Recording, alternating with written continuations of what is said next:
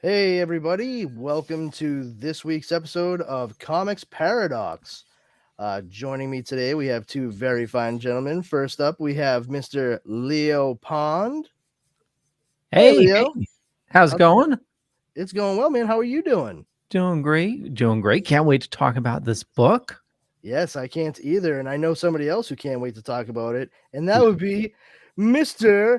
Justin Cooper. How's it going, That's Justin? me. Hey, we're hanging with Mr. Cooper. Oh, okay. Yeah, the first time you heard that, right? Yeah, that's a fresh 1997 reference. I want to I thank like you. to keep my jokes timely. Yep. Yeah, TGIF, Brandon.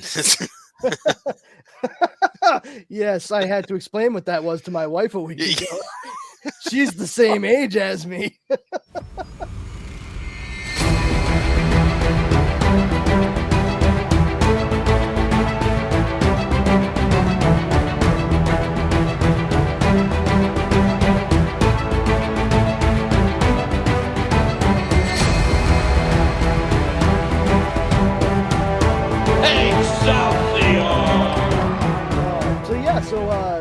So this week's issue that we're covering is What If number 4 from volume 2, called What If the Alien Costume Had Possessed Spider-Man. For those of you who are saying the alien costume, we mean the symbiote, the black costume everybody knows and loves. So yeah, like it was a very interesting concept, and very mired in the 80s in which it was made. Oh, totally. Yeah, like even the art style, everything. This is just post Secret War as well. Yes, it really plays on what the state of everything was coming back from that maxi series that Marvel had done. So, just curious, just thinking about Marvel's way of thinking. So, there's at the point there was only one Secret Wars, right? Yes, at this Yeah. point in time, there was only Secret Wars. There was no Secret Wars to the sequeling. Okay, so when the Watcher is explaining everything, he says the first Secret Wars. Oh, And Well, it's that's interesting because the Beyonder does come to Earth afterwards, and Spider-Man actually teaches him how to poop. yeah. So, true story, and that's What? where we get the first Well, yeah, appearance of Boom Boom. he teaches him how to eat first. That's where Yeah, the all poop right, comes that's from. fair. Yeah. He's like, wait, what's going on with my stomach now? He's like, oh, well, that's the second part of eating, getting rid of the food. Oh, He's like, jeez. see, we gave you a burrito. You remember how you were so happy when you were putting it in you? Well, technically speaking, you might be happy when it comes out of you, but only technically. Phenomenal cosmic power. Itty bitty shitting space. Yeah, exactly. Then he's like, why is there so much? It was one burrito. How did they turn into all burritos? I don't get it. I think I just saw boot come out of me. A cosmic boot. That's a really good pickup there, Leo, because I think it was a year and a half to 2 years later that they did the sequel. So this must have been like right in that fill-in spot in between. So Yeah, I that's mean, now I'm curious actually, because I didn't catch that, and I'm glad you brought it up. But let's see when Secret Wars Dose was done. Secret Wars 2. Nope, Secret Wars 2 had already been 3 years old at the time that this What If was written. No kidding. really Yep, this What If you can make it out at the very bottom, October it says, '89. yep, October 89. Holy crap. Yep, and Secret Wars 2 was in 1986. A 9-issue. Oh, they didn't even go the full year on that one, guys. They just brought it to term with 9 issues. See, I thought this Well- one was earlier than 89. I had a hard time catching the fine print on this. I had to pull it like super close to my little mole-like eyes, and I was trying to read it. Yeah, well, I mean, that would have been interesting had it not been, because then that would have been, quite the hint drop that they were going to do a sequel series. But nope, it was a thing. So the Beyonder already learned how to eat and poop, Everybody poops. especially the Beyonder.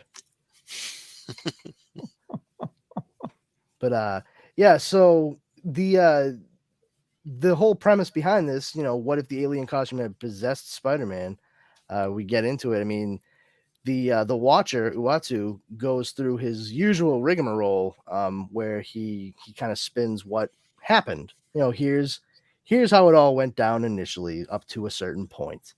And for anybody that's not fully aware, I mean, Spider-Man Peter Parker had been pulled with quite a few people to go fight on Battleworld by this cosmic entity known as the Beyonder. And while he was there and part of the fighting, his suit, his regular red and blue webbed suit, got pretty much torn to tatters. So he found this machine that he was like, "Oh, this must be the costume machine," like a fucking idiot, and just walks up, and some black goo comes out and turns into the black costume with a white spider. And he had been on Battleworld with Spider Woman, not the Jessica Drew Spider Woman, but another Spider Woman who had debuted during the 80s. She was part of a different kind of like government project where she could make like mind webs, and it was fucking weird. But her costume, she was in Force Works, I think, in the 90s. Julia something. Yeah, something like that. But she wasn't like the greatest character, but her look was great.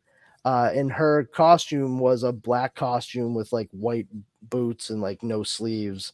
And this symbol that Spider-Man has on the black costume, that is a direct correlation to hers. And Peter, once he saw it, he was like, "Oh well, yeah, that cool costume must have just been on my mind, so that's why the costume looks like this now. Okay, back to Earth," and didn't question it, because Peter's the fucking smartest guy on the face of the planet. And so he brings this new black goop that looks like a costume home to Earth with him. And he, finds himself kind of feeling more and more drained as time's going on. And that is because the costume is taking control of his body when he is actually going to sleep. So where he thinks he's actually, in a restful state, his body's being run ragged constantly, like 24 hours a day.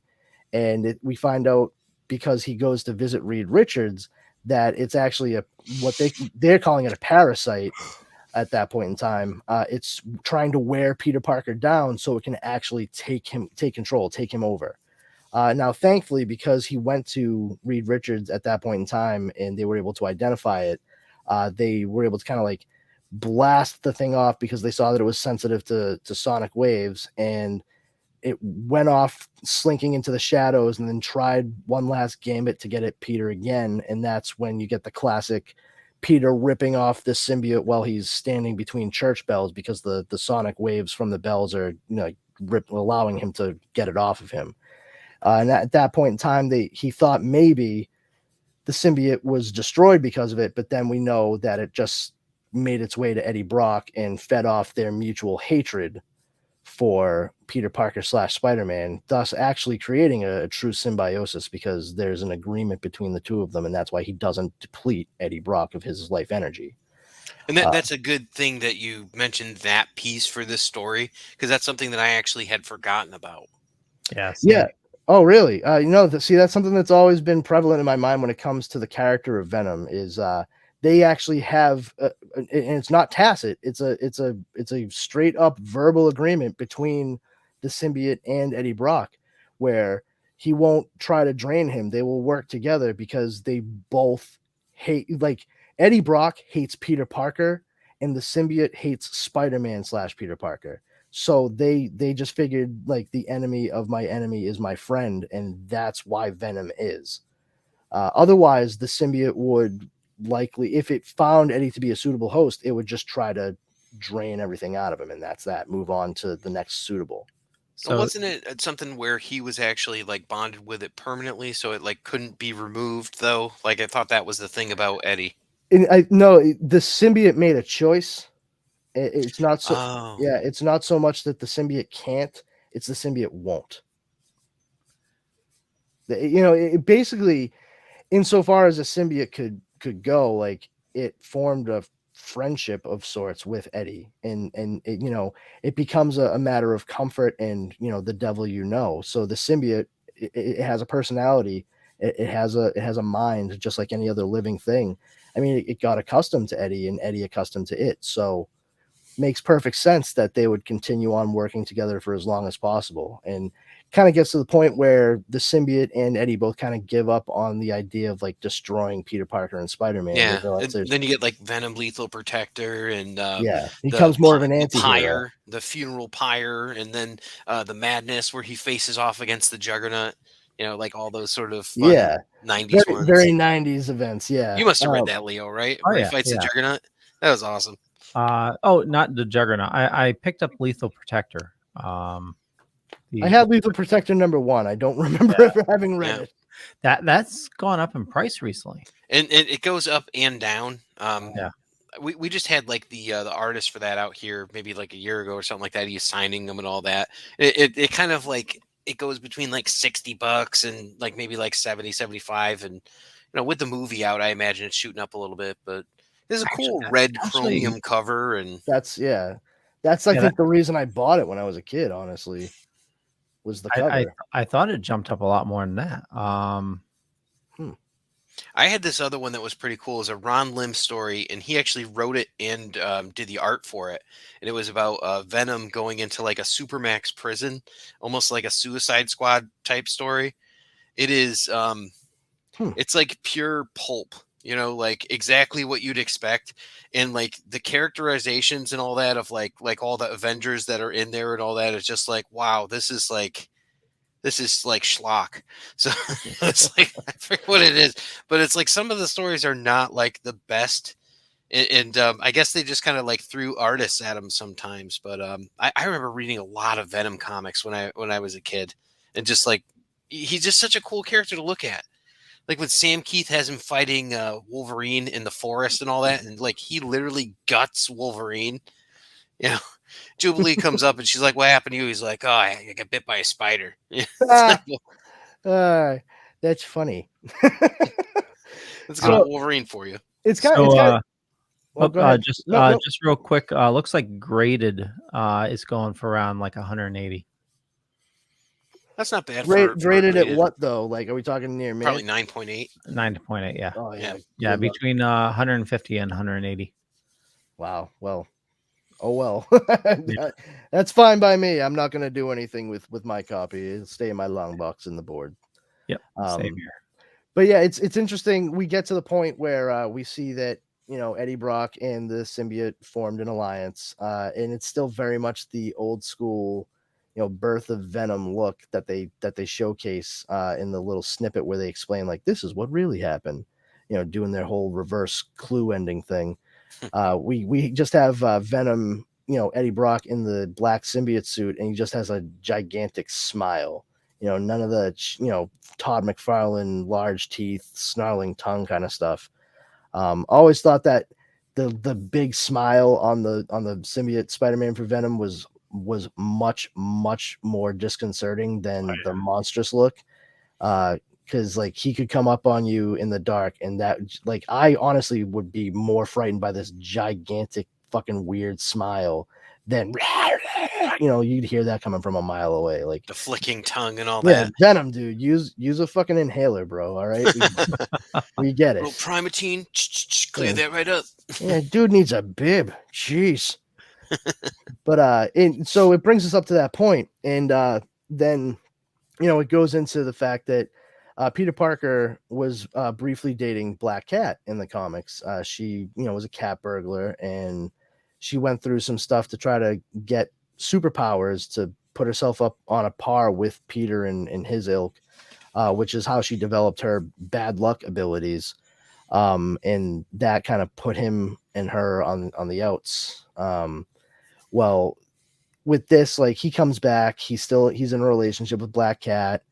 And he's just like, oh, she goes to like make out with him. He's like, I'm sorry, I'm just not super into it right now. Kind of feeling really tired. I'm just gonna do a headache. I'm gonna do my Peter Parker thing and take the fact that I'm dating this absolutely beautiful former cat burglar turned hero and turn it into a whole why is me scenario. The usual.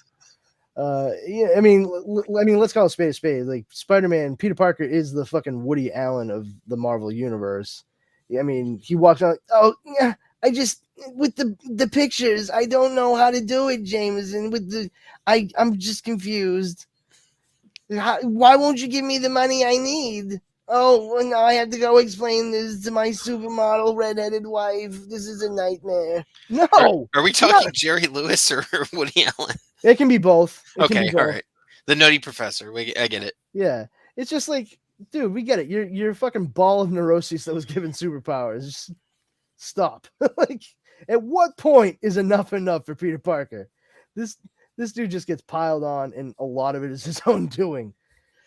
So Yeah, there's a really weird part too that when it comes up I'll mention it. But yeah, Yeah. like since you mentioned all of that, that makes more sense. yes.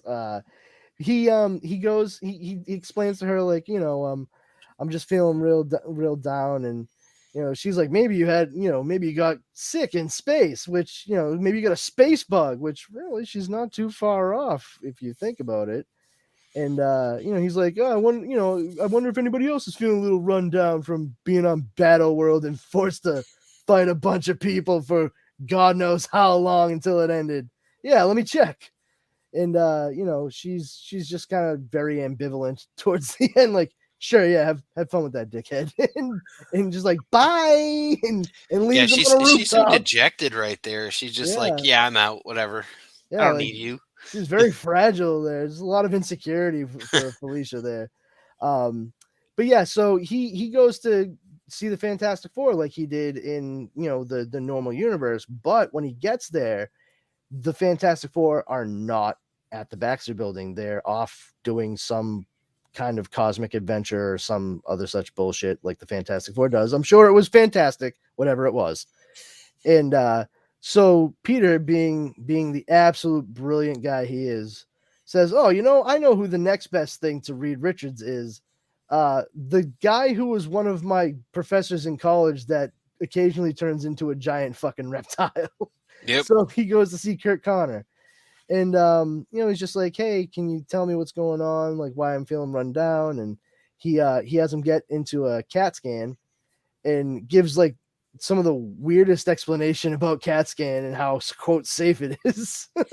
like it's really no more dangerous than an ordinary chest x-ray. I'm like, oh, you mean the thing that you still have to wear a shitload of lead on other parts of your body for, and then you stand in a completely different fucking room? Yeah, sounds Here, hold super this safe. polonium. Yeah, right. Yeah, just lick this uranium for a second. Just tell me if it tastes like lime. It tastes like burning. Oh, that tracks, actually. Everyone has said that. But Literally all people. everyone, no matter who it is I ask. I mean, they haven't said it exactly. It's been more like, but you get the idea. Well, just a brief history lesson. When X-rays were first discovered, it was like a sidewalk game that people could play. See your bones. Yeah, I'm sure a lot of kids got irradiated. Yeah, and they all developed superpowers. Granted, Yeah. it was one superpower. They all got the ability to grow tumors at an exponential rate. I'm Tumor Boy. What can you do? I can grow tumors. Really? Where? Wherever they pop up. Can you control it? No. But anyway, so we lost Billy that spring. Oh man, is there any way when I get into the CAT scan you can give me like extra radiation? Peter, you're already irradiated. Yeah, but I'd be like Super Spider-Man. It'll be boss. So yeah, Kurt Connor's the Lizard, good old Lizzie.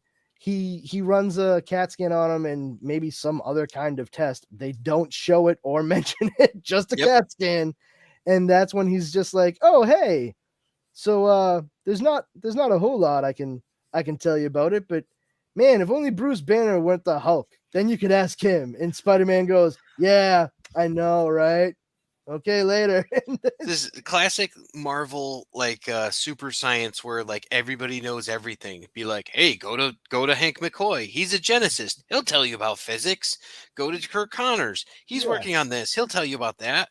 I buy Reed Richards, but they're really pushing Bruce Banner here as like a setup, and I'm like, I don't think that's what his area of expertise is. Unless his question was about radiation specifically, I don't think that Bruce Banner would be the guy to go talk to. Yeah, I mean, because gamma just describes like the length between wavelengths, and like that's what it is, gamma wave radiation, large, crests and troughs of Yeah, but I mean, radiation you and have to such. remember this was made in the '60s during the Silver Age, the birth Yeah. of Silver Age. So if Stan Lee were alive today, he'd be like, "So why did you pick gamma? I thought it sounded cooler." Yeah, Like, exactly.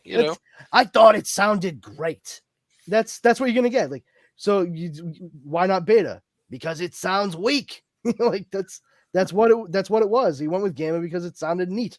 Yeah, no, I totally get it, and I stand by it. I just mean as a character, Bruce Banner, like not until when you see him with the Ultimates is he presented as someone who can understand about like super soldier serums and things like that. So Yeah, well, I mean, they've sort of changed Bruce Banner over the past like 15, 20 years anyway, especially in the advent of Professor Hulk, because he really was upped insofar as his knowledge base, due to the fact that they were pushing his super genius. Like Bruce Banner was not just like some prodigy when it came to radiation, like gamma radiation, stuff like that, but literally like just out and out brilliant. I mean, that's plugged directly into his father abusing him, Brian Banner. They really utilized that, and it's been incorporated more into the character over the years. and And that's the Ultimates a made, retcon, is it? yeah, retcon. Okay, so Yeah, but I mean, Ultimates really, Mark Miller really latched onto that, and since that became like sort of the prototypical well for what we're seeing now, that's most popular with a lot of these characters, like AKA the MCU and such. Bruce Banner has become much like Tony Stark, this like all-encompassing, like brilliant dude that just if he researches something even minutely, he becomes an expert in it in no time flat. yeah, he's like easily top 5 smartest guys in Marvel. You got Reed Richards, you've got Doctor Doom, you've got Hank Pym, and I think wasn't Goliath up there as well, with Yes. it, and then like Bruce Banner, so maybe like top 5 or something, not including like Moon Girl or Riri or any of the other ones, but yeah, he's one of the top Marvel minds, I suppose. Yeah. I mean, Hank McCoy is like just on the edge of that list. He's Probably. crazy. I love him, but he's crazy. They've definitely made him crazier as time Yeah. gone on because people were more enamored of Dark Beast than anything else. You know something? Let's fucking shelve that bullshit right now because we have plenty to talk about when it comes to Hank McCoy and Dark Beast in the future. Oh, I can't wait. He's sitting on my shelf behind me. So Well, he's just watching. But so yeah, in this though, once they've pretty much written off Bruce Banner as something they can go to for help, he decides to go back to the Fantastic Four, and he gets there, and Reed Richards is like, "Holy shit! Like that thing is a parasite, and it's gonna kill you." But unfortunately, Peter Parker and the symbiote or the parasite, however you want to refer to it, have reached the point of no return, and it is now bonded to him. So when Reed Richards does hit him with the sonic wave, it only sort of stuns the symbiote rather than completely dispels it from Peter's body. It's latched on completely, and they end up taking Peter and the symbiote together and putting it in a containment unit where they start systematically going through different ways to try to separate the two of them. They even call in Doctor Strange to do some of his mumbo jumbo and call on Yog Sothoth, the fucking whatever elder god, and see if he can get Peter away from that. And that's when the thing like fully bonds to Peter and is just like Doctor Strange is like, oh, it's like I've hurled spells at the creature for hours now and still have gotten nowhere. And then the symbiote immediately is like, and you never will, Doctor Strange. It's like, I like how it's kind of become like a Batman villain at this point. Like starts mouthing off to everybody, and it just starts touting like nothing will ever separate us. I'm the most powerful being in the universe. Some real like cosmic weirdness shit, and once again they're just like, if only Bruce Banner were available. Like, sure, I guess. Because what, that way you could just talk about what you're looking at. Whatever. You're like, hey, Bruce, we couldn't get tickets to the movies. We thought this was the next best thing. You want to pull up some popcorn? Yeah, sounds great. But they have the symbiote Peter in a cage, and finally, it's just been knocking at it so long they're not paying enough attention. It breaks free and neutralizes the two of them, and makes its way somewhere into the city. And Peter, meanwhile, we off screen, like, somehow manages control for a couple of minutes and makes his way to a phone and tries to contact Felicia Hardy, Black Cat, his girlfriend, and say, like, I need help, and there's something going on. And then the fucking symbiote just seeps right in and is like, nope, forget about it. Spider-Man's dead. I'm him now. And hangs up the phone. And she's all, very melodramatic. No.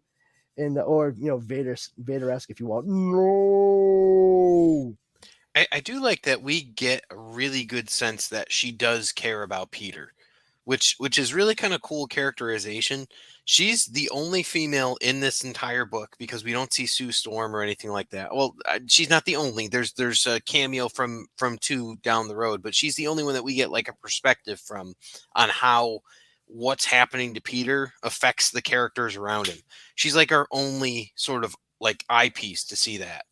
It's actually pretty interesting to note that they do, in a rare instance, even in What If, talking about seeing what somebody's presence or absence can do. As we're going along here, she's freaking out. She goes to Fantastic Four to say, like, this just happened and the thing took over and he hung up on me and now I don't know where he is. And Reed Richards is just like, I'm working on a few things to try to help him. It's like right there on the top of my list. It's like, cure Ben, help Peter. Like, I'm right on top of those 2 things. Don't worry. I feel like that's on the honeydew list that just keeps getting pushed down, and it's like, Sue's asking him to do something, and it's like, oh yeah, I gotta cure Ben today. Oh well, could you like take the car to get washed first? Oh, well, I guess he won't mind. Live as living rock for another day. What's one more day is living orange rock.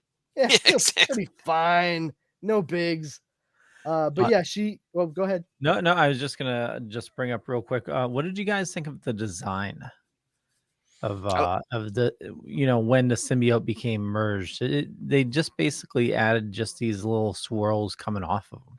Yeah, I actually kind of thought that was interesting, to differentiate, but without, like, the subterfuge would last if you saw him go by, but you wouldn't necessarily know, like, there's something wrong or something different going on. I like the elongated jaw that he has. Yeah, that's always fun. Well, you got to have the elongated jaw if you're gonna have a gigantic smile like that, right? He looks like Spawn or something right now. Like you can see where that comes from. Oh yeah, for sure. But I actually dug it just because of the fact that it's sort of like the symbiote. It has so much power now because it's just it's gotten full control of Peter Parker, so it's like drunk with its own power in Peter Parker's body. So it's just constantly moving around him, because it can't stay still. It's sort of like a 5-year-old with sugar energy, Yeah, that's a good point. Yeah, that's how I took it, and I kind of dig it. I like that idea that it was just like so amped up, and once again, you got to remember the symbiotes do have personalities. It's probably not just the physical thing, but like psychologically for itself, like it's super excited because it actually got its host. Like it's everything that it was trying to do is now working for it.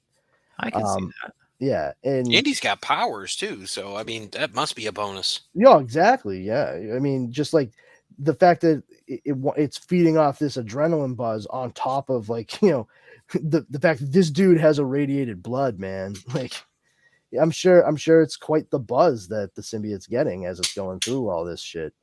But we go to Black Cat and she freaks out on Reed Richards because you just turned my fucking boyfriend into a monster, and he's like, I'm really sorry, and she's like, fuck you, douchebag, and jumps out of his window, leaving Reed to be like, why do all the women in my life keep telling me to go fuck myself? I don't get it. I don't even know her that well. That's true. I know I can. I've tried and succeeded. Reed, come on, buddy. But yeah, so she freaks out and she kind of goes back to her old ways. She breaks into an auction house and does a little bit of a Robin Hood thing. She steals some, I was it jewels or just items, and It was like diamonds or something. I yeah, wasn't sure. But and Yeah, that's what I took it as. yeah, and she tosses them out to a bunch of destitute folks like living in an alley and shit like that. And she's like, "See what you can trade this in for." And I'm like, "Yeah, you really thought that one through, Felicia. Like Yeah, all these exactly. fucking homeless people are gonna show up with a bunch of shit that was stolen from an auction house at pawn shops across the city. No one's gonna put two and two together on that one." Mm-hmm. It's like, yeah, you might not get caught, Felicia, but they're going to jail. I guess that's one way to make sure they get fed every day, you jerk. Did you like the part where they all threw them back because they were blood diamonds? Oh, These no. aren't conflict free. Go fuck yourself, Black Cat. She's like, no, they're lab grown. You these are are offensive worthless. to me on several levels, lady. What's cubic zirconium? What did I saw? What the hell is Diamondonium? What the fuck? But yeah, so she does that and she like feels good for a second. And then she's like, oh no, I went back on my promise to the spider. I'm a bad guy now because I stole stuff. And we cut to a few days later. And right here, it actually shows, it says, several days later, these 3 SHIELD agents lie broken and lifeless on a Manhattan rooftop. There was no Spider-Man around to weave a web that would save them. Like, you don't get stuff like that too often in What If, where it actually says, like, hey, these 3 people that you don't know anything about or whatever, they're just like some guys doing their thing. But if Spider-Man had been there, he would have spun a web, they would have lived. But because he's being possessed by this thing, those guys they bit the big one. And how? You don't get little things like that too often. That's a pretty big detail showing the kind of thing that Spider-Man existed for. I mean, that right there would send Peter Parker into a fucking guilt spiral, the likes of which we have never seen. Yeah. Oh yeah. And because he has the great power, and with that must also come, the great ability to spin webs to save people's lives. I think that's how it goes. Yeah, He said it. He said it. He said the thing and the thing.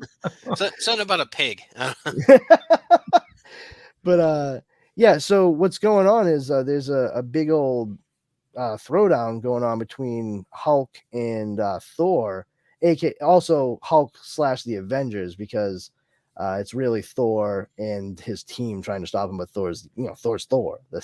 He's the only one that can really go up against the Green Goliath. Yeah, they're all standing aside. Nobody's helping. You have Vision, who could be doing something. They're there for moral support.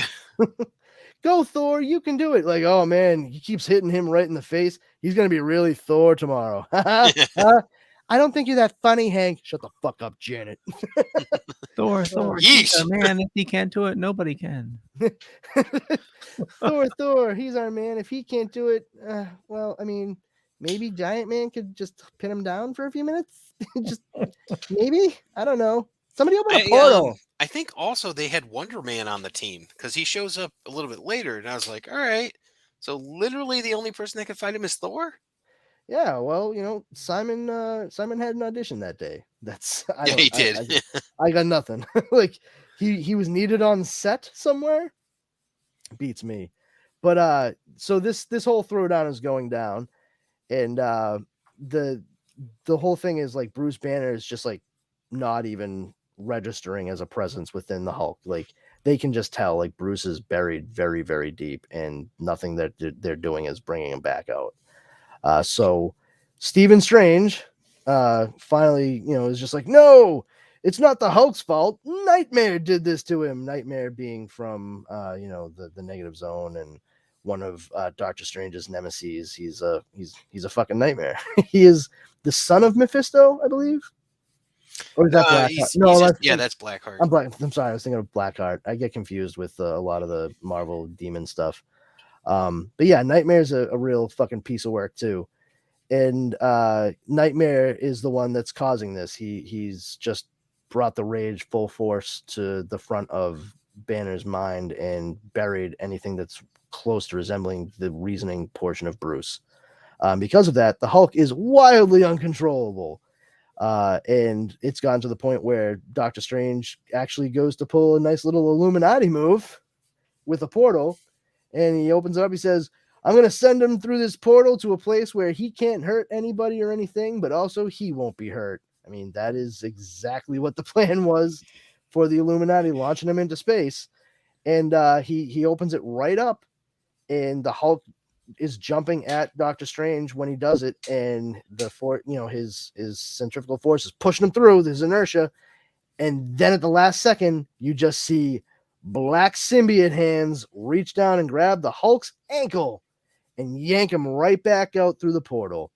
And that's when the Hulk, knocks out Stephen Strange. I mean, the symbiote knocks out Stephen Strange, and the Hulk goes to try to fight the symbiote himself, and they straight up say the Hulk finally stopped and looked at the symbiote, and just as the prey knows when it's being stalked by the predator, the raging behemoth suddenly knows fear, and the Hulk almost goes boom boom in his purple pants because of the scary oily spider in front of him. And that's when the symbiote goes full ripply, liquidy stuff off of himself, and jumps from Peter Parker's body onto the Hulk. And when he does so, the body of Peter that he leaves behind is that of a frail man in his mid-80s. The symbiote has managed to suck 50 to 60 years of Peter Parker's life away from him in this short amount of time that it's been bonded to him completely.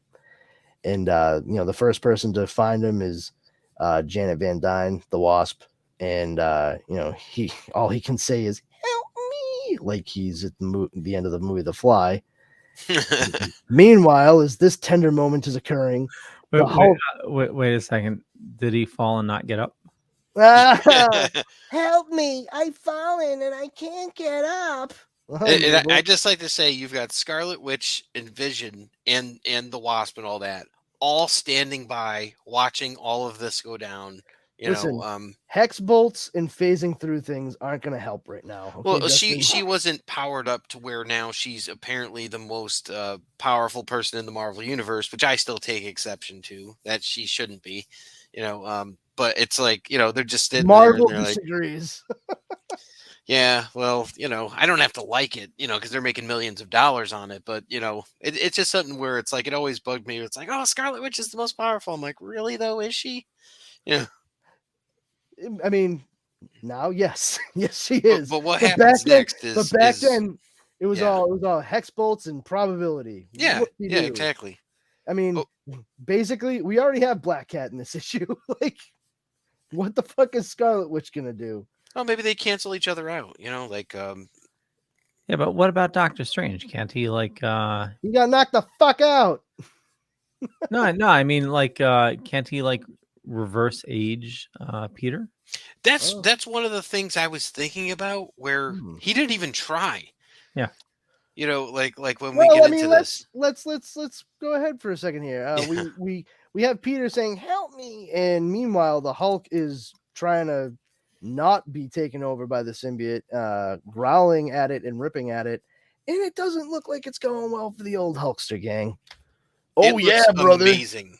That's what it looks like. It looks like someone took your fantasy artwork and put it on the page, and it looks amazing. There's just something inherently awesome about seeing the Hulk covered in freaking venom. It's cool. We go to the next page and we see boom, there's the Hulk completely bonded with the symbiote, just looking like a gigantic, jacked Venom with a huge fucking grin, like a giant, regular ass toothy smile, and actually laughing. It's like if you combined Venom with the Joker, it's so cool. And he was fucking hopped up on Venom from DC, like Bane's shit. And he hops away, and just the Avengers now have to lick their wounds and walk away with their tails between their legs. and they have to deal now with the fact that they have like this octogenarian Peter Parker at the Avengers Mansion, and he explains like what it was like. It thrives on human adrenaline, and even more so on the adrenaline of superpowered beings, which is why it came after the Avengers after it siphoned everything from Peter. And then once it saw the Hulk, it knew that was going to be its smorgasbord of power. And Thor is just sitting there listening to everything that Peter went through, and he's like, "Oh my goodness, that it could have been me instead of the Hulk." It's like, wow, that's a lot of sympathy, you have there, a lot of empathy you got going on there, fucking Thor Odinson, you fucking dick. And this is right around when Fall of the Mutants happened, and he ends up getting his arm broken and being withered by Hela. So yeah, it was a great time for Thor. a lot of humility to come his way at this point. And he really needed it. Let's put it that way. Like the whole being banished to Earth in a hammer thing clearly wasn't working as well as it should have. So some other shit needed to go down. But I love the fact that like Peter just like brushes that off. Like, oh wow, Thor's really keeping the focus on him here. And Peter's just like, and it could have conquered you too, maybe. Because it took so much of my power, and its will took over mine, so you would have been next for sure. It's like, Pete, you're old. Like, it's okay to be sad for a second. Don't placate the fucking Norse god's ego. He doesn't need it. He's fine. But they're sitting there, and Black Cat is just like, oh, we have to kill that thing, and it's too dangerous. It's gonna take us all out. And then Thor's just like, well, yeah, maybe, but now it's bonded with Bruce Banner as the Hulk, and that means to kill it, we'd also have to kill Bruce Banner. It's like, okay. I mean, Black Cat's really just like, okay, sure, but I don't see what the issue is here. Doesn't that fucking green thing like destroy things and potentially kill lots of people all the time? Like 2 birds, 1 stone, right? Let's go murder a couple birds with a rock. And that's Peter comes back to like, I don't know. All I know is I've lost 50 years of my life. Yeah, we get it, dude. We know. We can see you. Like, you're not imparting new information to anybody, Pete. We get it. And then because Peter Parker just has this weird emotional boner for his Aunt May. I'm sorry, I'm from Massachusetts, so I'm going to say aunt. All right. For his Aunt May. How else would you say it? Aunt. Yeah. Aunt May. I think it depends on the connotation. I think it depends on the region that you're raised in. Yeah. I say aunt too, but my wife's family is all from Pennsylvania, and she says aunt, which I'm like, ooh, aunt. Listen to you, full blown. I'm from America. Like, we get it. Like, sure thing. Like me, like I come from a bunch of like Irish and Swedish immigrants. Like aunt, that's where it goes, man. Aunt May. So if you don't like it, I'm sorry, but that's how I'm saying it. So he as this old man with now spiffy new suit courtesy of the Avengers Mansion and a nice walking cane, steadily approaches his Aunt May's home in Queens, and rings the doorbell. And then he says to himself, run away. I'm like, bro, if you tried to run away, you'd break a fucking hip. Like, let's be honest. Like Life Alert would definitely be getting their money's worth out of this dude for sure. And Aunt May opens the door, and he's just like, my name's Harrison, and I worked with your nephew at the Daily Bugle. And she's like, oh, have you seen him? He's like, no, not in a while, since before he disappeared. So I just wanted to let you know he like talked about you all the time and how much he loved you, and none of us thought it was weird at all. So like, yeah, he loved you and he missed you, and maybe he didn't say it as much as he should have. Good luck with waiting for him to show up alive. Bye. And Mary Jane comes over, who is that? And Aunt May is just like, I looked at his eyes for a second and thought maybe he looked like someone, but he's not. That's just the man who worked with Peter. I don't think we'll ever see him again. And they straight up say in the narrative, like, and then Mary Jane looks at the old men crossing the street, and she'll never again see, much less marry, Peter Parker. Like, that's the end of those two in this story. This is the part I was talking about. This is like the weakest applesauce right here.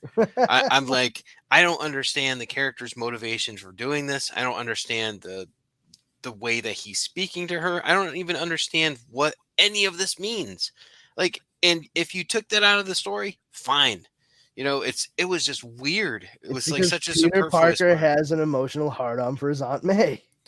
But that doesn't mean it needs to be in this comic. It's like, Have you never read a Spider-Man comic before this? I think Like, we have what? established that neither of us are really big Spider-Man Yeah, comic but I mean, readers. So listen, you've is read, it like Batman's origin story? Is it show up yeah, in every? Okay, absolutely, yeah. all right. Like, we always have to be reminded about how much Aunt May is important to Peter, and how he always worries about what she would think, and he has to keep the secret from her because he loves her and wants to protect her, but he still needs to do the right thing by being Spider-Man.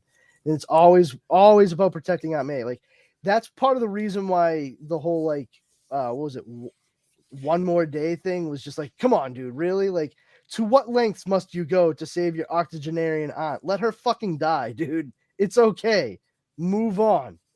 And instead The it's like, I'll erase my marriage to my beautiful redheaded wife who I've been with for years to save my 80-something-year-old aunt. Why not? Yeah, why not, Pete? You're the fucking man.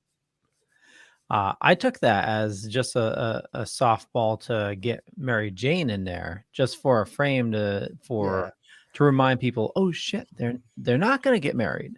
Yeah, Yeah. I get Well, that. I mean, yeah, that's fair, but at the same time, like, he's very much in a relationship with Black Cat through the vast majority of this story, so Mary Jane's presence is highly irrelevant. But Well- I agree with you. Like, it's definitely just like a visual reminder. Thinking outside the story, because at this time he's with MJ in the books, right? Yep. Yeah. Yep. So so I mean, just tying together, current readers with with the Yeah, story. that's true. Yeah, people who might not know the original story, they'd be like, "Oh, well, she was around, I guess." Yeah, that makes sense. Yeah. I get that. Well, like you said, definitely a softball. Yeah. But then, after Mary Jane leaves the story, we get to, meanwhile at the ranch, aka next morning at Avengers Mansion, and Reed Richards goes to wake up Peter in his nifty new Avengers Mansion fucking dorm, and he walks in and there's Peter sprawled out with just in full fucking rigor mortis or whatever. Yeah, exactly. He's like, yeah, and Reed's just like, oh my goodness, this man's dead of old age. Yeah, I don't think anybody was going to be surprised at the cause of death. Like, oh, old age, you say? Well, I thought it was going to be from, like, not defusing a fucking bomb in time. Yeah, obviously, old age, dude. We get it. He went through the same shit Wesley went through in The Princess Bride, only he didn't get a bonbon that brought him back to life. We understand. I've just sucked 50 years of your life. Tell me how that feels, Peter.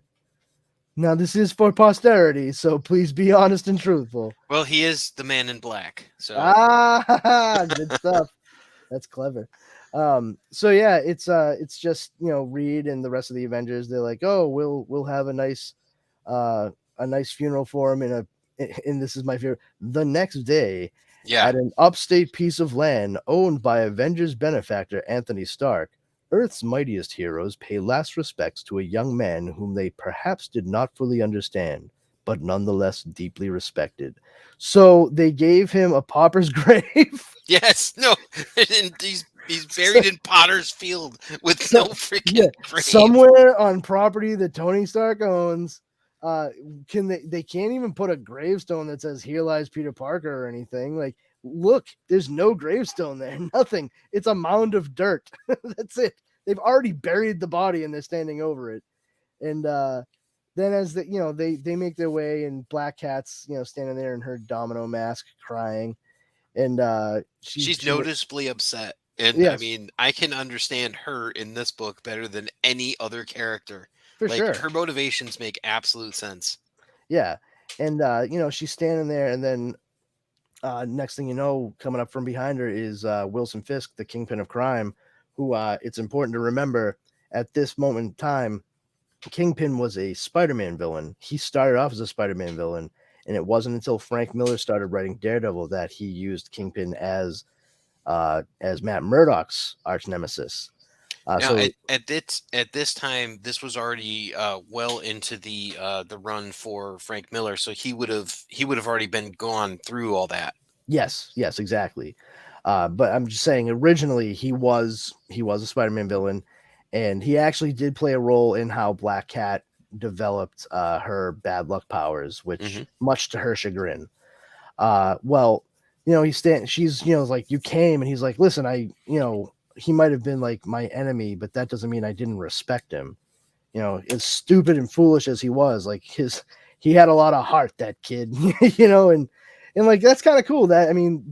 That's the more respectable Kingpin that we haven't really seen in a while. Like he's a good character. Yeah, he's still quiet and reserved and stuff, but like that's the kind of thing that made Kingpin like a real cool villain. I don't mean cool in the sense of like, oh man, isn't that cool? I mean just like cool, calm, collected. Like that's the kind of guy that Wilson Fisk was. And he wasn't above saying like, listen, I fucking hate that. Like I hate that dude. I can't stand him. I want him dead. But I do respect the fuck out of him. And if he beats me, then more power to him. He earned it. That's Wilson Fisk's whole thing. But that doesn't mean he's going to make it easy, not by any stretch of the imagination. And that's why he's one of the most dangerous villains in the Marvel universe. But he's just kind of saying like, I'm here to pay my respects, and then I'm out of here. Hey, do you need a ride? And she's like, go fuck you. Actually, yeah, I just realized I'm in the middle of fucking nowhere because Tony Stark flew us here in a helicopter and I stupidly stayed behind. Some bullshit.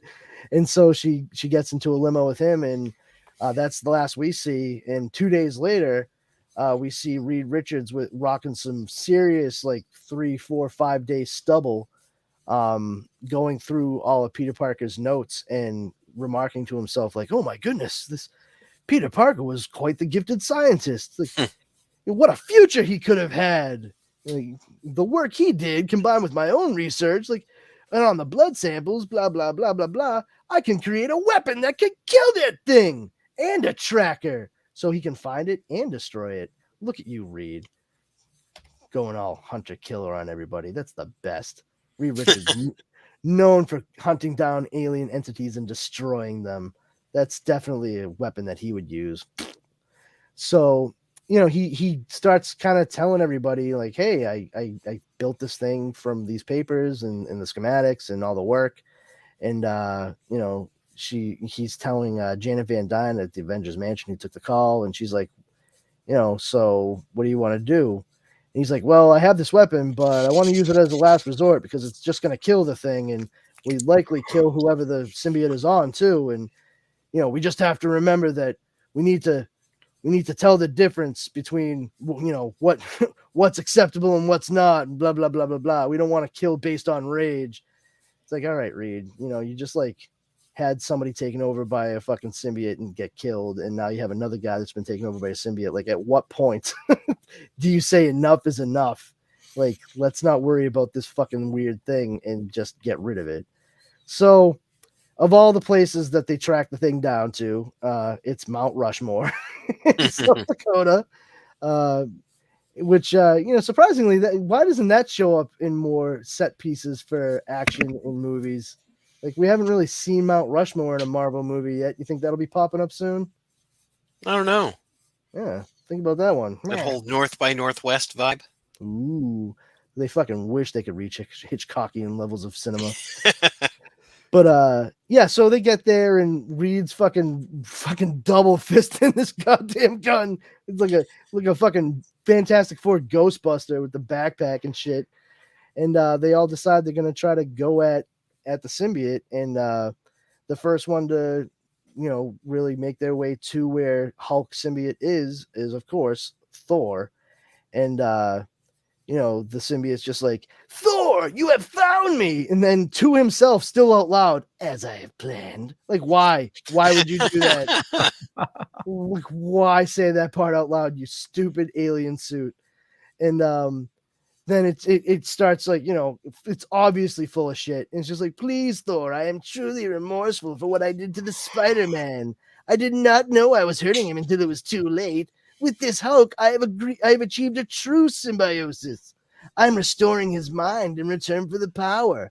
Banner will not die, and instead we'll both benefit, as will your entire planet, for there will be no more Hulk to menace it. Perhaps you speak the truth, creature, perhaps not. And then, of course, the fucking symbiote pulls the old 1-2 sucker punch and goes right at Thor and fucking manages to break through him swinging his hammer and all that happy horse shit. And it looks as though Thor might win the day because he managed to smack the hammer down and cause a big enough wave that the symbiote separates from Bruce Banner, who is now sitting there in his reverted human form. He is no longer the Hulk, and the costume itself is hanging off of Mjolnir. And like, oh great, look, Thor saved the day, everybody. He got the suit off the Hulk, and everything's gonna be hunky-dory. Oh no! What's happening? The symbiote, it's bonding with Thor? Oh man, does that sound like bad news to you guys? Just a bit. It's a pretty cool aesthetic though, like when you see it. It is. And more to the point too, the symbiote speaking, it says something that I as a child when I read this, it stuck with me. And I can never understand after having read this, and I know it's not necessarily canon because it's what if, but the symbiote actually says as it's taking over Thor, I have all the power of my previous host, power enough to overwhelm. So the symbiote holds on to the powers of the individuals it bonds with, that it possesses, which means that if it that translates to 616, the symbiote should be jumping from fucking host to host like nobody's business, just amassing power. Oh yeah. And the fact that it's never done that, it's mind-boggling. And once again, I mean, you reach that point of comfort between Eddie Brock and the symbiote. Maybe that's why it's fine. It's placated enough, just existing with its friend. Sure, that's fine. But Well, I mean, I didn't read that King in Black, which came out last year, so I don't know. Maybe it did do that. Oh yeah, I didn't either. Did you, Leo? No, King in Black, was that the one where the symbiote like envelops the earth? Yes. I mean, I remember in Old Man Logan there was a dinosaur that was covered in symbiote. Yeah, But, it was. I tried reading it, and it got really, really dark. Where this like king symbiote like is coming down to like kill like Venom. yeah, that's kind of where I was at. Yeah, and like the symbiote like is like literally all over the world and like killing people left and right. It was really dark, and I had trouble reading it. It was just I just stopped. It didn't interest me. Okay, fair enough. I mean, symbiote stuff can be a little weird anyway, and I can't necessarily blame somebody for trying to bring it to a dark place, but it's still Venom at the end of the day. Symbiote stuff for me, the more it's used, the less good it is. Agreed. I think Venom was a good enough idea. Carnage was something that I thought, maybe, yeah, all right. I read Maximum Carnage and I was like, sure, why not? I guess the symbiotes can replicate. But going forth and just having more and more pop up, like, all right, sure. I've seen the cartoon show Spider-Man Unlimited. I don't need any more of this. Yeah. Oh yeah. I'm not saying I enjoyed the show Spider-Man Unlimited. I'm saying I've seen the show Spider-Man Unlimited. Big difference. Yeah, let's take the tension between Venom and Carnage, remove the people inside them, and just have the symbiotes versus Spider-Man, who then goes to battle the High Evolutionary. What? Sounds right to me. I don't know. Yeah. Why? I flipped over to watch Cowboys of Moo Mesa at that point. I'm like, wow. Click. Yeah. Cowboys of Moo. Jesus Christ. Yep. So anyway, talking about symbiotes again, it does manage to take over Thor, but not after. Thor does put up a fight, but weirdly enough, like Thor calling down lightning to try and strike the symbiote, it just hurts him, not the symbiote. And then Reed Richards is kind of using one of his blasters, not the kill shot, to try and see what he can do, but it just hits Thor and weakens Thor, not the symbiote, and just allows the thing to completely take over Thor. And so now we have an Asgardian fueled Hulk Spider-Man symbiote. So that's horrifying. As you do. Yeah, like you do. Oh, must be Wednesday. And of course, why wouldn't his hair individually be Yes. covered strand by strand by the symbiote? Like, that is one of the goofiest things I've seen. Just the fact that they clearly needed to like make it distinguishably Thor, and he still kept the cape. Okay, I mean, hammer, fine. Cape and hair, whatever. I guess it was just so wonderful that even the symbiote was like, I have to show this off. So it's just marvelous. What's that? Aren't I marvelous? I was just thinking Edna Mode would not approve. No capes. No capes. No. But yeah, so that's when the symbiote, the Thor symbiote, turns and says, "Oh, I need to get away, complete the bonding," and just rushes off into a fucking cave because it, can't fly using Mjolnir or anything. Just jump into an enclosed space where they can easily get at you. You dumb fucking suit. Well, so I don't follow Thor comics, but wouldn't he lose Mjolnir at that point because he wouldn't be worthy? Yes. That was exactly what I was thinking. At that point, it would be something where he wouldn't be able to pick him up. With that attitude. Yeah, I mean, the thought did occur to me, but at the same time, I don't know. Because technically the symbiote isn't a person and it's still Thor. So you can make the argument. I'm not going one way or the other. I'm just saying you could make the argument that it's still Thor, so technically he is still worthy.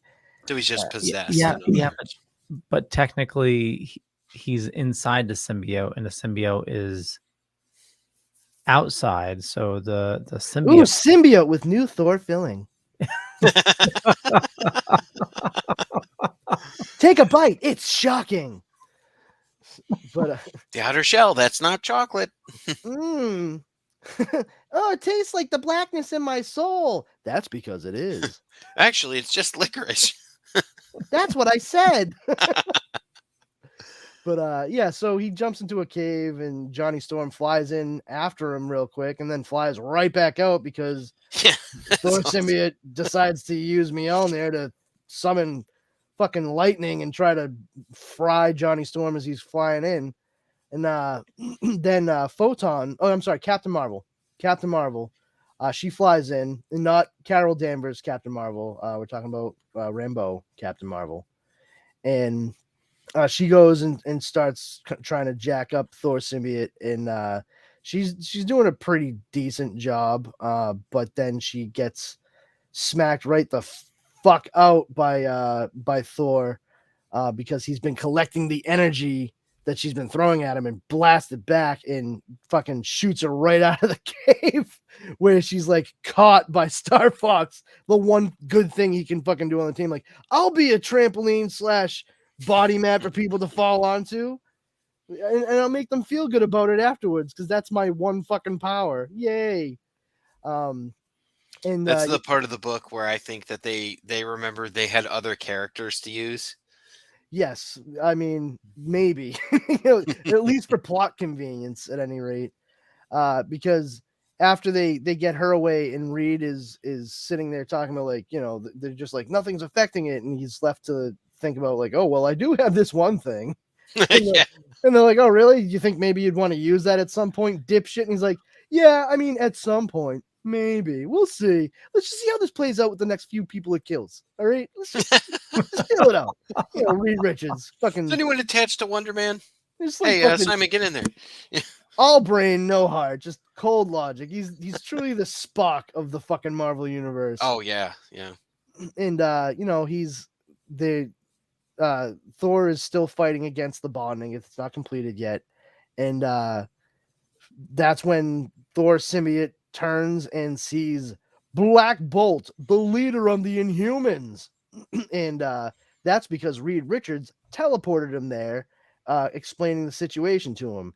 Now, Black Bolt's abilities are the tiniest whisper from his lips, the tiniest noise causes a gigantic seismic and sonic event. It just blasts everything to smithereens. And that's why Black Bolt never speaks. He has developed a form of sign language with his wife over many years since they were children. She is the person that he can communicate with most regularly. And that's one of the cool things about Black Bolt. As a matter of fact, it might be the only cool thing about Black Bolt because the Inhumans are fucking boring as shit. And that's my opinion. Stepping stone too. It's like, oh yeah, you want your character to show he's pretty powerful. Oh well, he defeated Black Bolt. That's what he's become.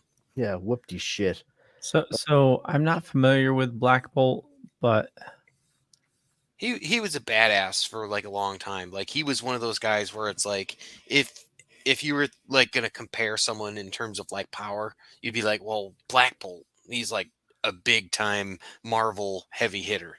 Yeah, I mean, leader of the Inhumans. It was no joke, especially at that moment in time, that point in time. Mm-hmm. But the Inhumans have become less and less important over the years, and nobody gives a shit anymore. Well, just you describing the power, and I'm looking at his helmet, and that looks like a tuning fork. It is. Yeah, it's a okay. It is. Yep. It doesn't do anything. It's just decorative because why not? I mean, you're gonna. It matches his dogs. Yeah, that's true. It does. It does match. Lockjaw. Lockjaw. Thank you. I'm like, oh god, I can't remember the name. I can remember Crystal. Can't remember fucking Lockjaw. But Black Bolt here could literally go toe to toe with the Hulk. Like he's super strong. He's nigh invulnerable, and he's got that additional power where he can like level a mountain with but a whisper. Yeah, I mean, if he actually went, and the thing is, like, it correlates to the timbre of his voice too. So like, the louder he is, the more destructive he is. And what you see here, like the fact that it says Black Bolt screams, yeah, if Black Bolt screamed, it would do a whole hell of a lot more than what we see in this comic. Yeah, I was thinking that too. This is they really downplayed it. Yeah, this is a situation. No, they overstated it. I think this is a situation where he would have shown up and just been like, stop it. And that would have been enough. Like, boom, like would have laid waste to the area. Screaming like that would have taken out a fucking county at least. Like it would have been bad news bears. It would have made Civil War look like a fucking playground fight. Let me put it that way. And so he does that, and you're like, oh, look, that's a gigantic sonic blast that just issued forth from that Inhuman's fucking head. So we see that from the underground tunnels where he was right there with Thor, it did separate the symbiote from him. And they're standing there over it, and it's trying to like pull itself together. And Stephen Strange and Reed Richards, they're like, oh, so how do we save it? Like, what do? We got to put it in stasis. We got to do this, that, and the other thing. And then all of a sudden, as they're debating on how to contain the thing the best way, you just see zap, and this fucking ray hits the thing, and it just dusts out and is completely dead and gone. And Reed Richards, I love it, sees it die in front of his eyes, like just turned to smoke and ash, and holds up his stupid fucking tricorder thing. And he's just like, no life signs. It's dead. Yeah, you dumb shit. Like, fascinating. Isn't observation part of science, you dumb fuck? Like, it's right there in front of you, you stretchy asshole. And then you see pretty good, oh shoot, where is it? Pretty good shooting for a girl, huh? And that's when you say, oh my goodness, it's Black Cat who shot with her own backpack Fantastic Four Ghostbusters gun.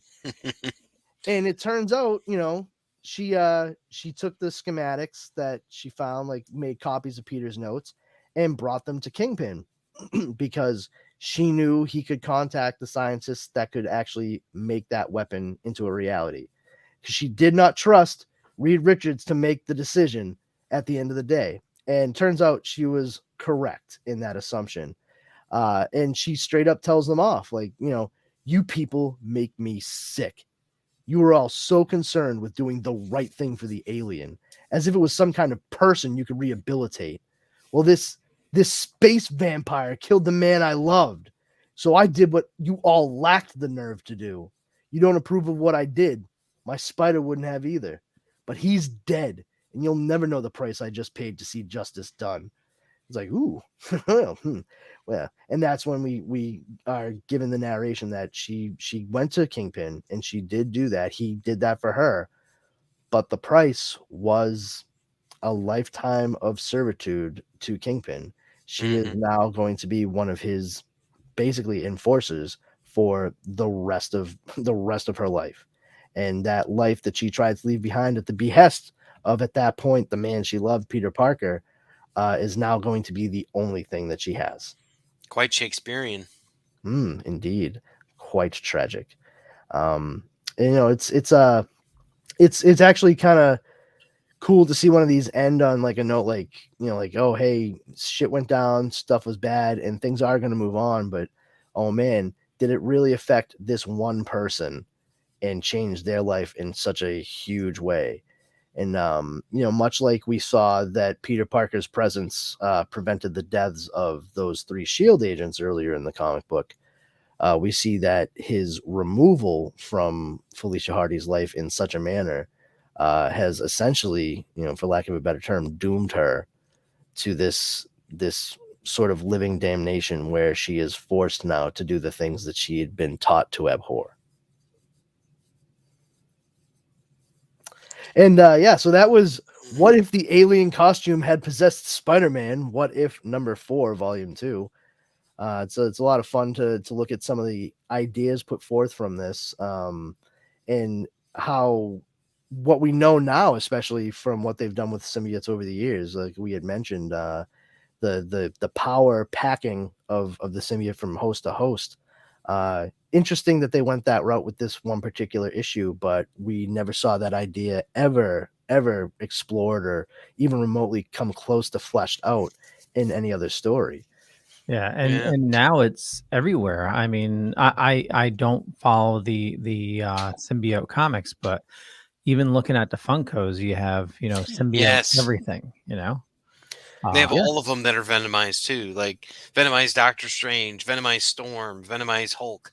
Yeah, Venomized Ghost Rider. Yeah, that's crazy. And they didn't go into at all really like the fire aspect, where it's like the symbiote, like the 2 ways that you could get it were fire and sonics. And then I think with Carnage you could only get him with sonics. No, Carnage was fire. Oh, it was just fire. Okay. Yeah, but I actually believe the fire thing was introduced for Carnage. I believe. I could be wrong. I don't know. I know it was just one of them. I remember the cover of it where they had someone blasting him with like a sonic weapon, but it's like it didn't do as much as you thought. Fool! I'm not Venom. Exactly. And then he sits there like just waxing poetic. So like serial killers with symbiotes do. There will be carnage. Yeah, there you go. Yeah. Just wanted to bring this in. It's dude, that's cool. It'd be cooler if you just had like a giant smile instead, but okay. Be a lot cooler if you did. All right. That's very cool, man. I remember reading about Hulk covered in symbiotes before it was cool to read about Hulk covered in symbiotes. Oh man, yeah. I mean, think about that though too. Like we saw several individuals in this comic book get fucking slathered in black symbiote, and that's really, you didn't see that at all in comics any other time. I mean, where else were you going to see the Hulk with a fucking black symbiote outside? I don't think we had seen it since until they made this Funko Pop. Yeah, that's what I'm saying. Like the idea has clearly been there for a long time. Like the fun of it. Oh, there you go. No shit. Yeah, like the fun of that idea has clearly been in the minds of some creators for a while. But they probably had their hands tied by what they could and could not do in actual stories because they wanted to keep the focus on Spider-Man and Spider-Man-like characters. And that's fine. Venom's so popular. He's always had, like, as far as I can remember, like he's had an ongoing series forever since the Lethal Protector and all that. And if not, he's always there in the forefront. Like, I mean, he's had War of the Realms. He's there. Not if it's not like a full blown series, he's had several mini series for sure because they always pump stuff out every once in a while to make people remember. Like, hey, remember Venom? We have him still. He's pretty cool, right? Hey, I like the one that they did like him with like John Carpenter's The Thing. That was pretty cool. Oh my God, Kingpin! Wow. Wow. I remember reading there's a new Venom series coming out, I think in March. Of course there is. Why fucking wouldn't there be? A new one in March, of course, and then there'll be a new one in May. Like, That's the thing. Venom is like such a popular character, and he's got the movie out right now. It's like you've got what Deadpool, Venom, Wolverine. You know, they're still going to be your tentpole characters. yeah, I mean, and that's all fine and dandy. I just figured with the popularity of the character and the fact that at the time that we're recording this, everybody Spider-Mania is about to reach a exactly. fucking fever pitch. We had Venom Let There Be Carnage released, and we are currently about, at the time of this recording, about a month away from Spider-Man No Way Home being released. There's a lot between those two things, and the speculation and anticipation is running rampant. Like I said, it's just full blown Spider Mania, and I figured why not take a look at a fun story that could have gone a different way. And yeah, we all know how Eddie Brock gets the suit and all that fun stuff. We've all seen Spider-Man 3, right? Yeah. And I think I own it on PSP UMD disc. Wow. Yeah. Yeah. Jeez. And it's just I figured it'd be a lot of fun to kind of take a skewed look at what could have been if Peter hadn't been able to stave that off with the help of his friends. Funny enough, I mean, if you don't have the Fantastic Four set up in the Marvel Cinematic Universe, then if you were trying to do a Venom story, which I mean they don't need to worry about Peter or whatever, but because we already have Eddie Brock, with the symbiote. But I mean, after Let There Be Carnage was released, and we've all seen what the implication is from the end of that movie. I'm not going to say it in case anybody hasn't seen it by the time they see and listen to this. But just the fact that, oh geez, I just completely lost it because I was trying to focus on not saying the spoiler. Well, so not spoiling anything, but for those of us that know what happens at the end of Carnage. Yeah, well, I'm sorry, real quick, what I was going to say is you can't really do a whole like Spider-Man trying to fight his way out and have it be accurate without involving all these big brains, including Reed Richards. Like that's a very important component to the story. And I think I mean if they do end up playing with the ideas of Symbiote with Tom Holland, I do hope that the Fantastic Four has already been initiated into the Marvel Cinematic Universe, because that could be a lot of fun for pretty much everybody. Well, the implications of that, it seemed like there was already certain things in place. How it reacted to the TV. Yeah, fair enough. Yeah, I don't want to wax too intellectual about it, because I don't want to let anything slip. But totally. Yeah, that you might have a point. There may be some kind of trans-dimensional connection to. Oh yeah, because it could be a nexus. Nexus / hive mind. Like if there is a version of it where it is, then it's aware because they instantly connected, and there's that, like I said, hive mind kind of thing going on. I don't know. We will find out. I'm sure of it. But yeah, so without getting too far into that, and just kind of finishing this up, this was a very fun issue to go through. A lot of the Spider-Man ones usually are. They can be really, really great, or they can be really goofy, but still like fun to kind of razz on. And I'm glad to hear that the both of you read it and enjoyed it. Oh, definitely, yeah. I thought it was fun. I like the art in it. The classic sort of late '80s house style was pretty interesting. Very like Jim Starlin, sort of Ron Lim.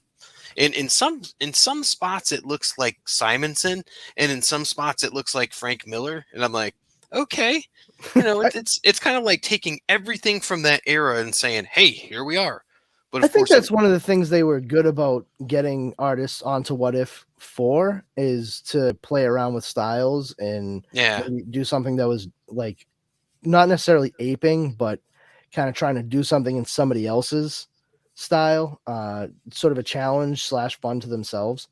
Because Mark Bagley is the one who did yeah, the he's art on the this. and that cover is something else, man. I really like that. And oh yeah, he did a great job on that cover for sure. And there's a lot of spots in this book that I think he did really well. And it's important to know that Mark Bagley was also the artist on Ultimate Spider-Man for Oh, I Brian didn't Michael Bendis. realize that. So yeah, if you look at some of the things you see in this book, like the symbiote kind of coming off of Peter's body, like when it's getting fully energized, you can kind of get a lot of that same stuff in the Venom saga in Ultimate Spider-Man. Like you see a lot of those same things occurring before it stabilizes itself. Well, So Bagley also, if I'm not mistaken, he was the artist in Amazing for quite some time. I Uh, was thinking it was either yeah, Amazing or like Web or something he like took one of over. those. He took over on Amazing from Eric Larson, yep. who Oh, went that off to makes do sense. Savage Dragon. Yeah, in 1991. Not too far off from this. Yeah, I got to tell you guys, this book did give me a newfound appreciation for Black Cat, and I always kind of liked the character, but I really like her portrayal in this. I was a big fan of the Kevin Smith story, "The Evil That Men Do," and I know like it had like Terry Dodson art, so it was like really cheesecakey and all that, but it was pretty cool. But I could see after this like becoming more of a Black Cat reader. yeah. I mean, they definitely make her a very strong character in this. And And she's not a rip off of Catwoman. Like she's definitely a different character. oh yeah, for Yeah. sure. And I do like the juxtaposition of morality from the heroes, the Avengers and Fantastic Four, to her, this thief and criminal, because ultimately they did not do the right thing at the end, and she did, but they are still heroes, and she is just going to be nothing but the villain moving forward. Like Oh yeah, that's she's like fucking, straight up wrath. it's Yeah. fucking awful. Like it's so tragic, and it's like poor Felicia, more than anybody else. Like I feel so much worse for her Yeah. than Aunt May or anybody. Like everybody else can get bent. Like Felicia gave up so much, and really, I think, I mean, Well, Aunt she May never and Mary stopped Jane. loving him, Yeah, throughout like all this stuff, and you felt Aunt May. that. I was gonna say Aunt May, notwithstanding, like she loved him and knew him better than anybody else, and nobody really was fighting for Peter. They weren't keeping him in mind, even though they went through all the rigmarole and all the motions of having a fucking funeral for him and everything. They did it as a measure of respect and duty, but for her, it wasn't about respect and duty. It was about love and loss. And I think that made all the difference for why the correct decision was made by her at the end. So, with that, we will close out this week's episode of Comix Paradox. Once again, it was issue number 4 of What If. What if the alien costume had possessed Spider-Man, Volume 2 of the What If series from Marvel. Lot of good stuff that we saw here tonight, and we'll just close it off with having some of these guys here tell you where you can see them, check them out, communicate with them, maybe. Justin, where do you like people to reach out to you and such? Find me on Facebook. You can find me at Justin Cooper. You can find me in the Dorkening group. You can find me in the Splash Pages group. You can find me in Epic Shells on Facebook, Teenage Mutant Ninja Turtles group. And be sure to check out my podcast, Geek Life HQ. Excellent, excellent. And Leo Pond, where Yeah. where can people find you? What can they find out about you? Just Google me, but more importantly, I want people to follow you guys, or check out the Dorkening. We have a lot of awesome people doing a lot of awesome stuff, and yeah, just like I said, just Google me. you'll find what you need. All right, and for myself, I'm Brandon Powers. You can come on over to the Powers Combined Facebook group. We're just a bunch of geeks that get together and have a good time, share info. And number one rule is don't be a jerk. You will get kicked out immediately. You can follow me on Twitter at Brandon's Powers and on Instagram at this Brandon Has Powers. And other than this, you can check me out on the Wednesday night Dorkening podcast every Wednesday at 9 p.m. Eastern Standard Time. Awesome. All right. Well, thank you very much, everybody. Have a great night. You too. Good night, guys. Bye, everybody.